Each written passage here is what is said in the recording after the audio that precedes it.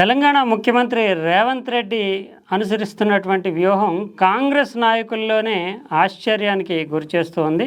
పుట్టు కాంగ్రెస్ అంటే తరతరాలుగా కాంగ్రెస్ పార్టీలోనే ఉంటూ మొదటి నుంచి కాంగ్రెస్ పార్టీలో ఉన్న వాళ్ళ సైతము రేవంత్ రెడ్డి చేస్తున్నటువంటి వ్యాఖ్యలు కొంత హాస్యాస్పదంగాను, అనుమానాస్పదంగాను, సందేహాస్పదంగాను మారుతున్నాయి. అంటే మోర్ లాయల్ దాన్ మాస్టర్ అన్నట్లుగా కాంగ్రెస్ పార్టీలో ఇటీవల కాలంలోనే దాదాపు 4-5 ఏళ్ల క్రితం మాత్రమే ప్రవేశించినటువంటి రేవంత్ రెడ్డి కాంగ్రెస్ పార్టీలో నమ్ముకుని కాంగ్రెస్ పార్టీనే మొదటి నుంచి అనుసరిస్తూ వస్తున్నటువంటి నాయకులు, కార్యకర్తలను సైతం కాదంటూ అంటే వాళ్ళని తోసిపుచ్చే విధంగా ఆయన కాంగ్రెస్ పార్టీని ఓన్ చేసుకోవడం, అధిష్టానాన్ని మచ్చిక చేసుకోవడం అందామా, లేదంటే ప్రలోభ పెట్టడం అందామా, ఏదేమైనప్పటికీ రాహుల్ గాంధీ తన ఆత్మలో ప్రవేశించాడు, అందువల్ల ఆయన స్ఫూర్తిని తాను తీసుకుంటూ ఆత్మలో లీనమయ్యానంటూ ఢిల్లీలో ఇటీవల చేసినటువంటి వ్యాఖ్యలు. అదే సందర్భంలో ఒకవేళ బీసీల బిల్లుని కాదంటే కనుక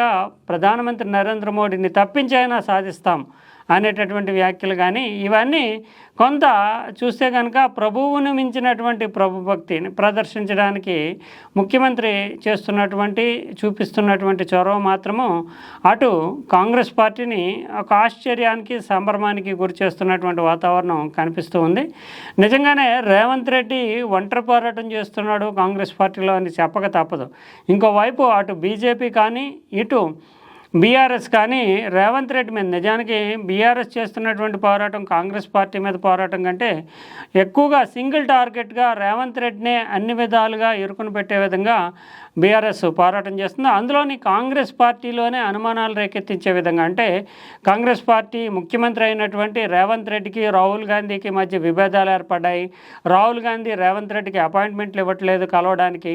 అదే సందర్భంలో బీసీ కులగణని చాలా ప్రెస్టీజియస్గా చేసుకుంటూ బీసీ కులగణ సర్వేని ఇక్కడ తెలంగాణ ప్రభుత్వం పూర్తి చేసింది. దానికి ప్రజెంట్ చేసేటటువంటి అవకాశాన్ని సైతం ముఖ్యమంత్రి రేవంత్ రెడ్డికి ఇవ్వకుండా డిప్యూటీ సీఎం బట్టి విక్రమార్కకి రాహుల్ గాంధీ కల్పించారు. అందువల్ల కాంగ్రెస్ హైకమాండ్కి రేవంత్ రెడ్డికి చాలా దూరం పెరిగింది అనేటటువంటి ప్రచారాన్ని పెద్ద ఎత్తున బీఆర్ఎస్ చేస్తుంది. తద్వారా కాంగ్రెస్ పార్టీ శ్రేణుల్ని అయోమయానికి గురి చేయాలి. రేవంత్ రెడ్డి పట్ల లాయల్టీ ఉంటే కనుక దాన్ని లోపింపజేయాలి, తగ్గింపు చూపించాలి. అందువల్ల రేవంత్ రెడ్డి పార్టీలోనే వీక్ అయ్యాడు అనేటటువంటి భావన వస్తే కనుక రేవంత్ రెడ్డికి ఉండేటటువంటి పొలిటికల్ మైలేజ్ దెబ్బతింటే కనుక కాంగ్రెస్ పార్టీ అసలే అసమ్మతి నిత్యం ఉంటుంది కనుక రేవంత్ మీద అసంతృప్తి, అసమ్మతి ఏమన్నా ఉంటే కనుక దాన్ని వెల్లడించేటటువంటి అవకాశం ఉంటుంది. కాంగ్రెస్ పార్టీలో లోకలకి కారణమవుతుంది అనేటటువంటి ఒక పొలిటికల్ స్ట్రాటజీతోటి బీఆర్ఎస్ రేవంత్ రెడ్డిని, హైకమాండ్ని దూరం చేసి చూపేందుకు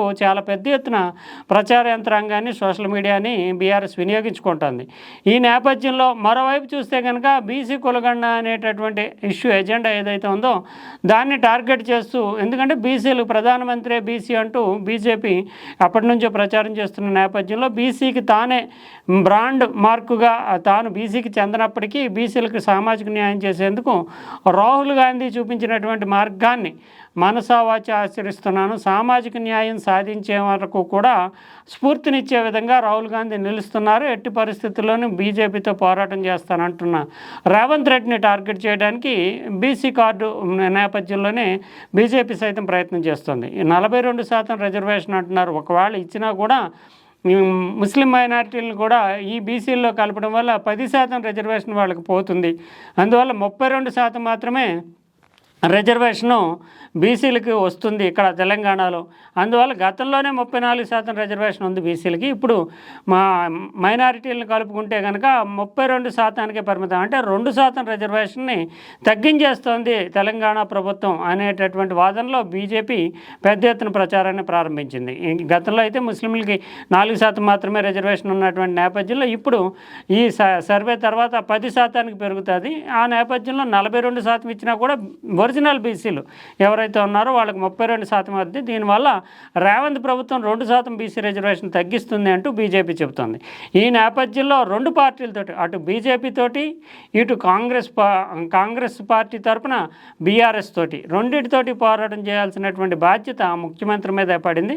అందువల్లనే అటు ఢిల్లీలో కానీ ఇటు తెలంగాణలో కానీ ఆయన చేస్తున్నటువంటి ప్రకటనలు, కాంగ్రెస్ పార్టీకి తన లాయల్టీని ప్రకటించడంలో మిగతా వాళ్ళు ఎవరు కూడా పోటీకి రాలేనటువంటి స్థాయిలో రాహుల్ ఆత్మలో తాను లీనమయ్యాను, అందువల్లనే ఈ కులగణన సర్వేని ఆయన స్ఫూర్తిని తీసుకుంటూ ముందుకు వెళ్ళగలిగాను, ఆయన ఇచ్చినటువంటి సపోర్ట్ కానీ మల్లికార్జున్ ఖర్గే ఇచ్చినటువంటి సపోర్ట్ కానీ దీనివల్ల మాత్రమే తెలంగాణలో కులగణన సాధ్యమైంది అనేటటువంటి భావాన్ని, ఈ కులగణన ద్వారా దేశానికే రోల్ మోడల్గా నిలుస్తుందని చెప్పడానికి కానీ, ఇంకోవైపు చూస్తే కనుక బీజేపీకి అంటే గతంలో ఈయన తొలి విద్యార్థి దశలో బీజేపీతో అనుబంధం ఉంది కనుక ఆ అనుమానం లేకుండా ఇప్పుడు ప్రధానమంత్రి అయినటువంటి నరేంద్ర మోడీనే కన్వర్టెడ్ బీసీ అంటూ మిగిలినటువంటి రాజకీయ నాయకులు ఎవరు చేయనటువంటి ప్రకటన బీసీ కన్వర్టెడ్ ప్రధానమంత్రి అంటూ చెప్పడం కానీ, ఒకవేళ బీసీ బిల్లుల్ని తెలంగాణ ప్రవేశపెట్టబోతున్నటువంటి ఆమోదించి పంపినటువంటి బీసీ బిల్లుల్ని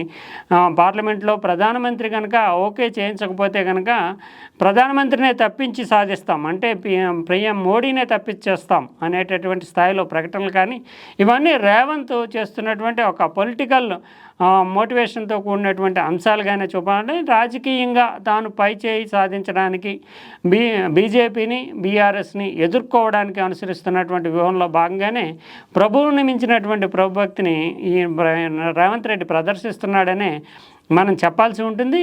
ఏదేమైనప్పటికీ రేవంత్ రెడ్డిని మాత్రము పొలిటికల్గా టార్గెట్ చేయడానికి బీఆర్ఎస్ బీజేపీ చాలా పెద్ద ఎత్తున ప్రయత్నాలు చేస్తున్నారు. ఎందుకంటే కాంగ్రెస్ పార్టీ ఒకవేళ రేవంత్ స్థానం కనుక బలహీనపడితే కనుక కాంగ్రెస్ పార్టీని జయించడం అనేటటువంటిది బీజేపీకి సులభ సాధ్యమవుతుంది. అంతేకాకుండా అన్నీ తానే పోరాటం చేస్తున్నటువంటి రేవంత్ రెడ్డికి హైకమాండ్కి మధ్యలో గ్యాప్ పెరిగి, లేదంటే పార్టీ శ్రేణుల్లో రేవంత్ రెడ్డి పట్ల విశ్వాసం సన్నగిలితే కనుక ప్రధాన ప్రతిపక్షంగా ఉన్నటువంటి బీఆర్ఎస్కి స్థానిక ఎన్నికల నుంచి విజయం సాధించడం సాధ్యమవుతుంది. తర్వాత 2028లో ఎన్నికలు వచ్చే నాటికి మార్గం అంతా సుగమం చేసుకుని విజయానికి బాటలు వేసుకోవచ్చు అనేటటువంటి భావన కావచ్చు. దీనివల్ల బీఆర్ఎస్ కూడా రేవంత్ రెడ్డినే టార్గెట్ చేస్తుంది.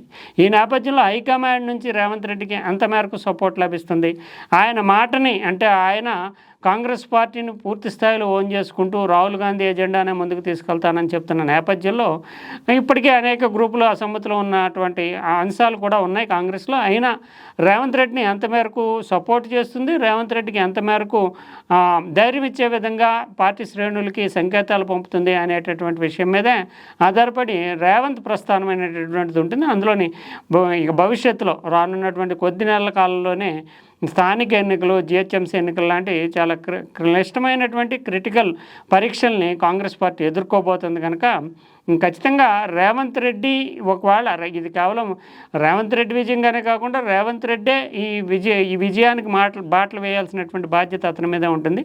ఏమాత్రం స్థానిక ఎన్నికల్లో కానీ జిహెచ్ఎంసీ ఎన్నికల్లో కానీ డేలా పడితే కనుక రేవంత్ కుర్చీకే అసలు వచ్చేటటువంటి ప్రమాదం కూడా ఉంటుంది కనుక అటు బీజేపీ పైన ఇటు బీఆర్ఎస్ పైన ఒంటి చేత్తో పోరాటం చేయడానికి రేవంత్ వ్యూహాత్మకంగా కదులుతున్నాడు. అందుకు గాను హైకమాండ్ సపోర్ట్ తనకుంది అని నిరూపించుకోవడానికే రాహుల్ గాంధీని ప్రసన్నం చేసుకోవడానికి, కాంగ్రెస్ హైకమాండ్ని మెప్పించడానికి, బీజేపీ పైన పెద్ద ఎత్తున దాడి చేయడానికి ఆయన ప్రయత్నిస్తున్నట్లుగా మనం అర్థం చేసుకోవాల్సి ఉంటుంది.